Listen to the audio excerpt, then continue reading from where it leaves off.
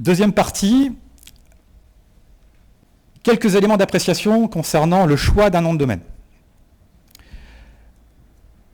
Par défaut, si vous aviez à choisir un nom de domaine d'une façon assez classique, je pense que la plupart d'entre vous, la plupart peut-être d'entre nous, aurions choisi un .com ou un .fr par défaut sans forcément trop y réfléchir. Aujourd'hui, ça n'est plus le cas. On ne peut plus réfléchir de cette façon-là. Pour un certain nombre de raisons qui concernent la rareté des noms de domaine aujourd'hui encore disponibles, notamment dans l'extension .com. On verra tout à l'heure, il y en a 300 millions. En .fr, on est aux alentours des 3 millions, 3 millions et demi. Donc, la rareté des noms de domaine en .com implique un certain nombre de choix à réaliser en matière de longueur du choix du nom de domaine, l'impact qu'il peut avoir sur la façon dont il va être appréhendé par les utilisateurs, la façon dont il va pouvoir être retenu. Est-ce qu'il correspond à un nom, une marque? Quelle est l'identité et quel est le message que l'on veut faire passer? Quelles sont les typologies de clients et les zones de chalandise qu'on veut toucher? Et puis bien sûr, quel est le message que l'on veut adresser par l'usage d'une extension Internet? Sachez aujourd'hui que dans les extensions .fr et .com, vous avez plus de 3000 noms de domaine qui utilisent les mots-clés Corse ou Corsica dans leur nom de domaine. Alors, quel est l'intérêt de mettre un mot Corse ou un mot Corsica dans un nom de domaine? On le verra également tout à l'heure. Il était très pertinent à une certaine époque. Est-ce qu'il l'est encore aujourd'hui? On peut se poser la question. Donc il faut être attentif à quoi? Il faut être attentif à ces éléments d'appréciation qui concernent le terme qu'on va choisir. Il faut également être attentif à l'extension que l'on va utiliser. Vous avez aujourd'hui 4 grands types de problématiques à traiter autour des extensions. C'est les extensions qui aujourd'hui sont des réserves à spam. Je parlais tout à l'heure du .xyz. C'est devenu une extension que l'on qualifie aujourd'hui, dont les spécialistes qualifient aujourd'hui, je ne me trompe pas Olivier, de réserve à spam. À côté de cela, vous avez le .top et le .win qui sont également dans les mêmes problématiques. Pour quelle raison? Tout simplement parce que les critères qui ont permis le choix ou l'acquisition d'un nom de domaine dans cette extension ne sont pas aussi stricts que d'autres extensions, typiquement le .corsica, dont on verra les critères tout à l'heure. Vous avez une autre problématique, c'est quelle est la taille de l'extension dans laquelle on va choisir un nom de domaine. Des extensions très sympathiques comme le .yacht, le .théâtre ou le .maison. Vous avez le nombre de noms de domaine au niveau mondial qui sont existants aujourd'hui en 2019. Ce sont de toutes petites extensions avec très peu de noms de domaine, donc forcément problématique économique qui vient se gréver. Quel va être le suivi, quelle va être la stabilité de cette extension? C'est une question qui peut être posée. Troisième problématique concernant le choix de l'extension, c'est l'image véhiculée par cette fameuse extension.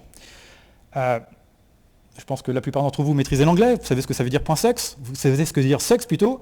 Si vous avez une extension en .sex, vous avez un déterminisme assez intéressant et assez important, je veux dire, dans le nom de domaine que vous allez utiliser dans cette extension. Est-ce que ça fait partie de la stratégie de communication que vous voulez mettre en place? Pourquoi pas? Mais en tout état de cause, il faut l'assumer. Le .xyz, on l'a vu tout à l'heure également, vous avez également un .20, un .wine, dont l'image aujourd'hui est assez contrastée, pour un certain nombre de raisons qu'on pourra évoquer éventuellement plus tard si vous le souhaitez. Et enfin, une autre problématique, c'est quelle est la stabilité des choix opérés par le registre. Je l'ai dit tout à l'heure, chacune de ces 1200 extensions est opérée par un registre. Alors, bien sûr, un registre peut gérer plusieurs extensions sans aucune difficulté. Il n'empêche tout de même que chaque registre est totalement autonome dans les règles de fonctionnement qu'ils mettent en place. La collectivité de Corse est totalement autonome dans les règles de fonctionnement, dans les règles de gouvernance qui ont été votées et qu'elle soumet au vote de l'Assemblée de Corse. Ça veut dire quoi? Ça veut dire que certaines extensions, pour un certain nombre de raisons, vont vouloir jouer la carte du développement économique, ce qui me paraît tout à fait raisonnable, mais certaines extensions ont typiquement augmenté leur niveau de tarification de plus de 3000%. Donc lorsque vous avez une extension plutôt un nom de domaine dans cette extension, vous voyez du jour au lendemain, plutôt d'une année sur l'autre, le prix de votre nom de domaine augmenter de plus de 3000%, vous allez potentiellement pouvoir vous poser la question de savoir si vous devez continuer à utiliser ce nom de domaine. Bref, tout ça, ce sont des éléments d'appréciation que vous devez avoir. On ne va pas trop s'apesantir dessus pour essayer de maîtriser notre temps, mais on pourrait y revenir dans le jeu de questions-réponses à la fin de cet exposé.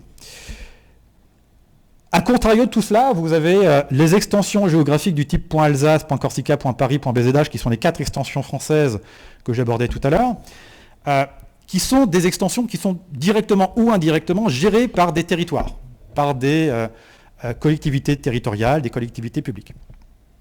Quel est l'objectif de ces collectivités territoriales? Quel est l'objectif de ces organismes? C'est tout simplement d'assumer une image de développement territorial, d'assumer une image de confiance dans un espace de nommage dédié à un territoire. C'est d'avoir le souci de l'usage, d'avoir le souci de transformer les noms de domaine en site internet. Beaucoup d'extensions ont une trop grosse partie de leurs noms de domaine qui sont des pages parking, tout simplement, qui ne sont pas exploitées. Ce n'est pas quelque chose de valorisant pour une extension.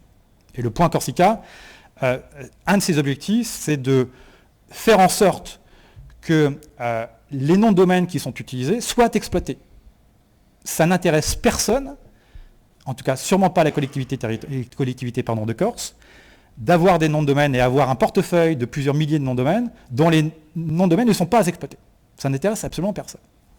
Et on verra que c'est un des critères qui prévalera dans l'ouverture de ce qu'on appelle les termes premium, qui sont des termes à forte connotation économique, qui ont une valeur économique que nous considérons comme étant importante, et on verra que c'est un critère qui sera pris en compte dans l'ouverture de ces termes premium dans les mois qui arrivent. La problématique majeure pour une extension gérée par un territoire, c'est d'offrir un espace de nommage qui soit cohérent, qui soit contrôlé, qui soit respectueux. Et ça, c'est un élément de confiance majeur, à contrario d'extensions dites génériques, qui sont un peu des extensions fourre-tout, qui conviennent peut-être sans aucune difficulté, mais encore faut-il assumer ce choix stratégique. Quelques éléments d'appréciation concernant le choix d'un nom de domaine remarquable et mémorisable. C'est votre domaine, c'est votre métier. Ce sont des questions, j'imagine, que vous devez vous poser. On pourrait y revenir, si vous le souhaitez, un peu plus tard. Deuxième partie de cet exposé qui concerne les opportunités. Partie qui concerne les opportunités qui sont offertes à vous par l'extension .corsica. On va essayer de les passer en revue. D'abord, quelles sont les règles d'éligibilité pour obtenir un nom de domaine? Je l'ai dit tout à l'heure, le registre fait ce qu'il veut dans la gouvernance de son extension. L'extension .corsica est gérée par la collectivité de Corse. Et la collectivité de Corse a décidé de mettre en place un certain nombre de règles, plus ou moins restrictives, permettant de déterminer qui, typiquement, peut obtenir un nom de domaine en .corsica. 3 grandes catégories. La première, ce sont les organisations en Corse, une entreprise disposant d'un siège social ou d'un établissement secondaire enregistré en Corse. Deuxième typologie, ce sont les particuliers. Ce sont les particuliers qui vivent en Corse, qui disposent d'une adresse en Corse. Jusque-là, rien de très nouveau. Troisième catégorie, c'est ce qu'on a qualifié de diaspora, en tout cas de particuliers pouvant disposer d'un lien particulier, économique, social, culturel, historique, familial, avec la Corse. Petite anecdote, j'étais cet été au Canada, je mangeais dans un restaurant corse, tenu par la 3e ou la 4e génération de personnes originaires de Corse qui n'avaient jamais mis le pied sur le territoire.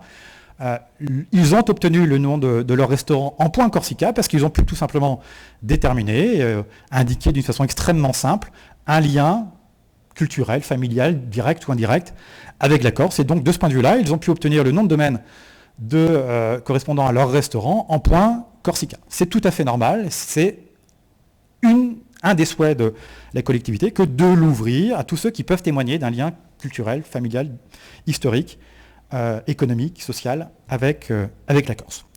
C'est valable pour des particuliers, ça n'est pas valable pour une entreprise. Aucune entreprise du continent, et encore moins de l'étranger, peut obtenir un nom de domaine exploité en .corsica. On est en... Oui. Appuyez sur le bouton. Le restaurant au Canada, c'est une entreprise. Oui. Non, ça a été enregistré au nom du gérant. Bonne question.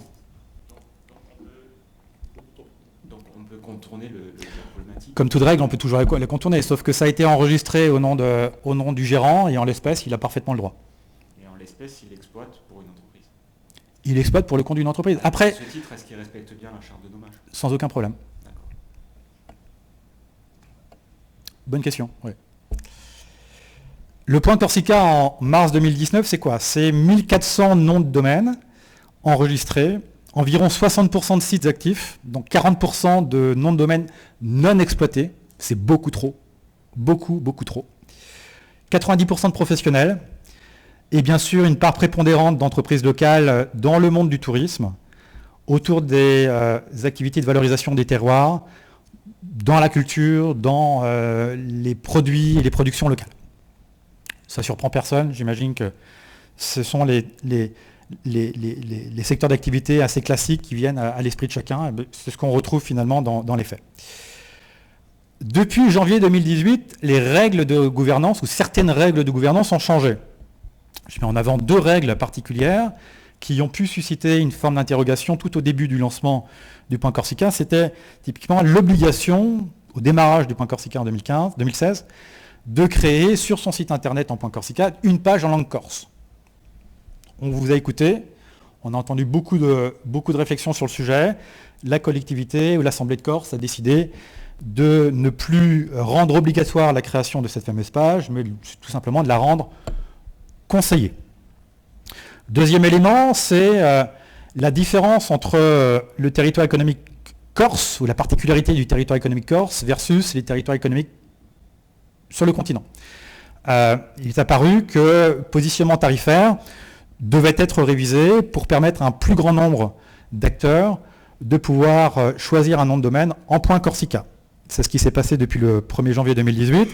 Le prix de vente du nom de domaine au registrar, aux revendeurs que vous connaissez, les OVH, les Gandhi et autres, est passé de 27 € par nom de domaine à 15 € du nom de domaine. Donc aujourd'hui, cet argument de potentiellement la cherté n'est plus un argument. Un nom de domaine en .com se vend aux alentours de la dizaine d'euros, un nom de domaine en .fr à peu près au même tarif en fonction des saisons. Vous avez un nom de domaine à 15 € vendu par le registre au registrar qui était positionné à peu de choses près au même niveau tarifaire. Donc la problématique de la cherté n'en est plus une. Est-ce qu'il y a des opportunités aujourd'hui dans le .corsica? Oui, la réponse est évidemment oui. Rien que dans la disponibilité des termes. Le .com aujourd'hui compte 130 millions de noms de domaine. 130 millions de noms de domaine. Le .fr, 3 millions de noms de domaine. La totalité des noms de domaine créés dans les nouvelles extensions que j'ai abordées tout à l'heure, ça représente aujourd'hui 30 millions de noms de domaine, en l'espace de 3 ans. Sur le .corsica, on l'a dit tout à l'heure, il y en a 1400. Donc la disponibilité de termes, elle est intacte. Tout à fait intacte. Ce sont des opportunités que vous devez saisir, que vous pouvez saisir. Je le rappelle, plusieurs milliers de noms de domaine en .com ou en .fr existent aujourd'hui, sont actifs aujourd'hui, alors qu'elles comportent dans leur nom le mot-clé Corse ou le mot-clé Corsica. La question qui doit se poser, c'est le choix qui a prévalu lors de la création du nom de domaine en .com ou en .fr en mettant un mot-clé tel que le .corse ou .corsica. Ce choix-là doit être à nouveau repensé pour se demander si c'est encore pertinent. Peut-être que ça l'est, peut-être que ça ne l'est plus. Le .corsica, c'est pour qui aujourd'hui? C'est essentiellement pour le monde du tourisme, les hôtels, les campings, les locations, les gîtes. C'est essentiellement, je veux dire, en tout cas, en termes d'usage qu'il a adopté, ce sont en priorité les gens du monde du tourisme, ce sont également les producteurs de produits locaux, ce sont également très clairement les collectivités. Les collectivités telles que les mairies, les communautés de communes et tous les acteurs publics. Un élément d'appréciation, peut-être vous arrive-t-il quelquefois d'acheter des noms de domaine, notamment du point Corsica. Une des règles qui prévalent dans le point Corsica, qui concerne notamment les noms des communes, le nom des organismes publics, lorsque le nom de domaine doit être acheté, il doit être la demande doit être faite au nom de la commune. Non pas au nom de l'agence web qui développe le site web pour le compte de la mairie, mais le nom de domaine doit être enregistré au nom de la commune.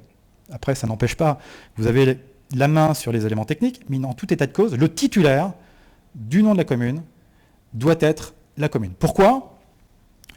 Parce qu'il y a eu, parmi les règles, un certain nombre de termes qui ont été classés dans une liste de termes, ce qu'on appelle protégés, dont seuls les ayants droit peuvent enregistrer le nom. Le nom des communes est protégé.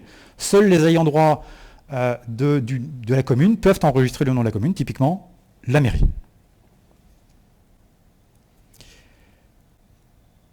Est-ce que le .com aujourd'hui est encore souverain ? C'est une question qui sera abordée par Olivier. Une question qu'on peut se poser. En tout cas, la stratégie d'usage ne peut plus se faire par défaut. Combien de termes encore disponibles dans des extensions qui en comportent 130 millions ? Je pense que la réponse, vous l'avez, une problématique assez majeure.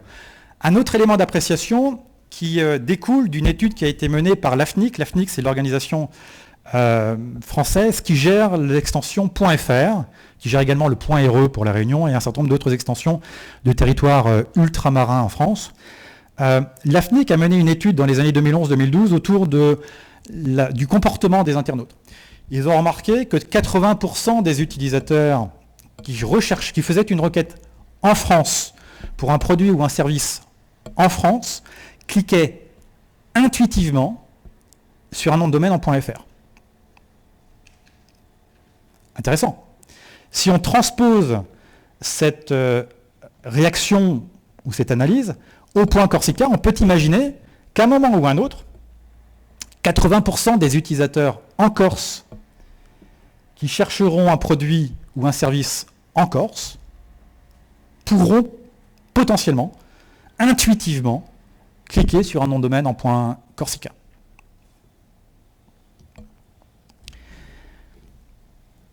Un point maintenant qui concerne les fameux termes réservés que j'évoquais tout à l'heure et les termes premium. Vous avez trois grandes catégories de termes aujourd'hui dans le point Corsica. Vous avez les termes classiques qui ne font pas l'objet de la moindre restriction, qui sont disponibles sans aucune difficulté à l'enregistrement. Ça se passe en quelques secondes, 1 minute, 2 minutes peut-être. En tout état de cause, il n'y a pas de restriction particulière. Et à côté de cela, vous avez des termes réservés qui sont en fait protégés. Je l'ai dit tout à l'heure rapidement, vous avez les noms des communes et les établissements publics qui sont protégés. Vous avez également des noms géographiques, les cours d'eau, le nom des micro-régions, le nom des montagnes, le nom de points géographiques spécifiques en Corse qui sont protégés et qui peuvent être enregistrés, bien sûr, par les ayants droit. Typiquement, qu'est-ce qu'on pourrait dire le nom d'une commune, bien sûr, par la commune. Le nom, GR20, par exemple, pourrait très bien être enregistré par telle association. Alors, c'est peut-être Christophe qui pourrait répondre d'une façon plus spécifique sur la question, mais il y a sûrement une organisation quelconque, associative et autres, qui pourra avoir une certaine forme de légitimité à exploiter son point GR20. Le nom des fromages et des vins corses également sont protégés. Et une fois de plus, le process d'enregistrement, il est très simple. Vous avez une petite case de disponible chez un registraire lorsque vous enregistrez un nom de domaine. Vous spécifiez 3 lignes ou 3 mots d'explication concernant la volonté d'enregistrement d'un nom protégé, et auquel cas, il n'y a pas de difficulté. Ça se fait assez facilement. Deuxième catégorie, on va essayer d'avancer. Il reste 5 minutes. Ce sont les termes premium. Vous avez aujourd'hui une liste d'environ 1400 termes ayant une valeur économique que nous avons jugée comme étant importante, qui sont classés dans cette liste de termes premium. Ces termes aujourd'hui ne sont pas disponibles à la vente. Par contre, la collectivité de Corse a décidé d'ouvrir ces termes sous forme de batch au courant de l'année 2019 et au courant de l'année 2020.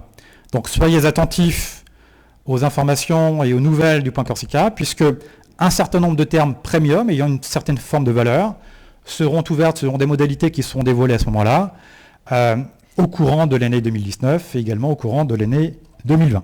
Dans la même période ou peut-être un peu plus tard, les termes en 1 et 2 caractères seront également ouverts. Ce sont des process qui seront évoqués sur les réseaux sociaux sans aucune difficulté. Je vais essayer d'en terminer assez rapidement. Lorsqu'on se pose la question du choix d'une extension, on se pose aussi la question des aspects juridiques. On devrait se poser la question des aspects juridiques. Le .com, je vous l'ai dévoilé tout à l'heure, le registre, c'est la société VeriSign, une société de droit américain. En cas de litige, c'est une procédure internationale. Ça coûte de l'argent. C'est complexe. Ça se passe en anglais. Si vous avez un litige avec le .fr, c'est au niveau de la FNIC. Organisation basée à Paris, de droit français, un peu moins compliqué. Si vous avez une difficulté autour du point Corsica, la juridiction, c'est ici que ça se passe. La proximité est intéressante. Proximité, je veux dire, juridictionnelle.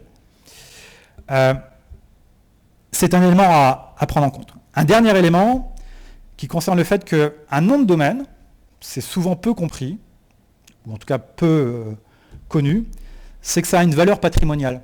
Ça se valorise dans un bilan. C'est un actif immatériel d'une entreprise. Et donc, quand on choisit un nom de domaine, c'est parce qu'on base sa stratégie de communication également sur le nom de son site internet.